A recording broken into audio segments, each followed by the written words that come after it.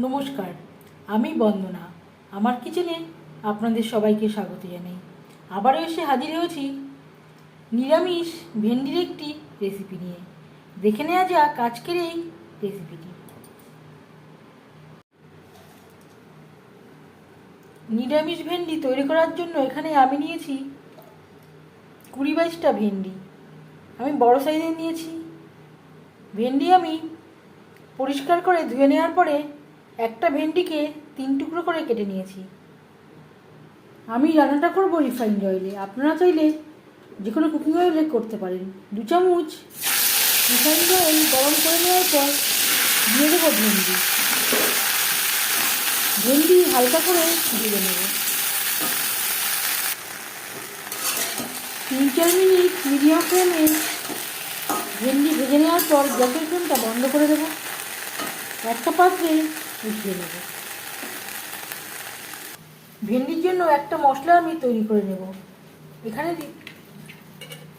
নিয়েছি 3টে টমেটো, আর দিয়ে দেব 1 মুঠো চিনেবাদাম, 4টা পাকা লঙ্কা। চিনেবাদামের পরিবর্তে আপনারা কাজুরও ব্যবহার করতে পারেন। অবশ্যই কাজুর ব্যবহার করলে স্বাদটা এর থেকে অনেক বেশি ভালো হবে।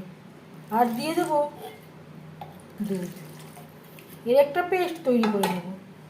যদি কাজুর ব্যবহার করেন সেক্ষেত্রে দুধ অ্যাড করবার প্রয়োজন হবে না। যেহেতু আমি কম খরচে তৈরি করছি তাই আমি দুধ অ্যাড করলাম। ভেন্ডি ভেজে নেওয়া কড়াইতে আবারও তেল দিয়েছি। দিয়ে দিলাম গোটা জিরে।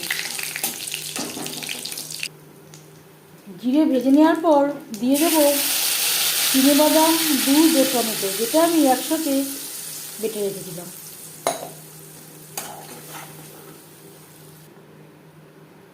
আর লাগছে স্বাদ মতো লবণ। ভেন্ডি ভাজার সময় আমার লবণ ও হলুদ ব্যবহার করতে মনে ছিল না।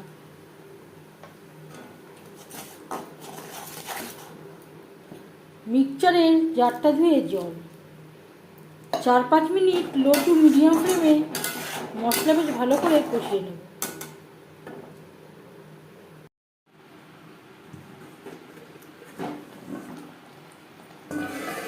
পাঁচ 6 মিনিটের জন্য আমি ঢেকে দিয়েছিলাম। এবার দিয়ে দেব ভেন্ডি। মিডিয়াম ফ্লেমে মশলার সাথে ভেন্ডি আরও 3-4 মিনিট নাড়াচাড়া করে দেব। মশলার সাথে 3-4 মিনিট নাড়াচাড়া করে নেওয়ার পর দিয়ে দেব জল।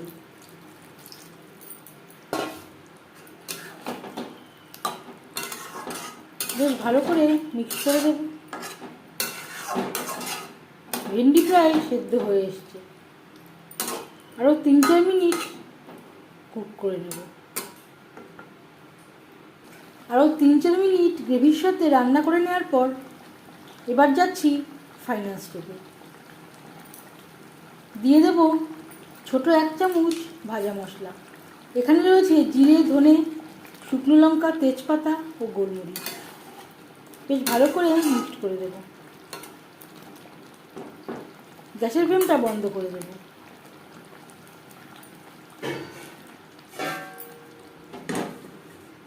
পাঁচ মিনিট ঢেকে স্ট্যান্ডিং টাইমে রাখবো।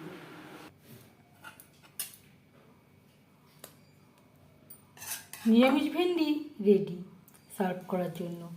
এই রেসিপিটি নিরামিষের দিন ট্রাই করতে পারেন, ভাতের সাথেও ট্রাই করতে পারেন, রুটির সাথেও ট্রাই করতে পারেন। এই ভেন্ডি রেসিপিটি কেমন লাগলো অবশ্যই জানাবেন কমেন্টের মাধ্যমে।